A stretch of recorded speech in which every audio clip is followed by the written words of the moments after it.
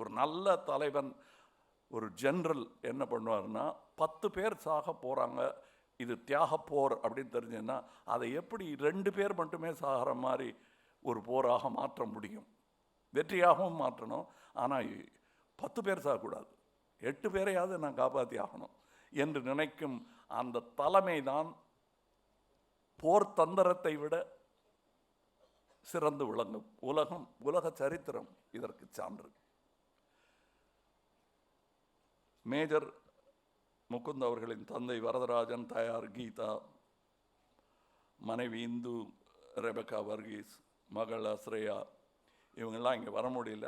அதற்காக இங்கே வந்து எங்களை கௌரவித்ததற்காக உங்களுக்கு நன்றி. அவங்களுடைய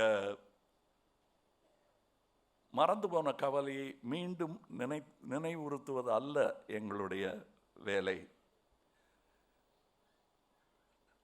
எங்களுக்கு ஏற்படும் பெருமையை, முகுந்த் அவர்களால் எங்களுக்கு ஏற்படும் பெருமையை உங்களுடன் நாங்கள் பகிர்ந்து கொள்கிறோம். அது உங்ககிட்டயே பகிர்ந்துட்டோங்கிறது தான் எனக்கு பெருமை.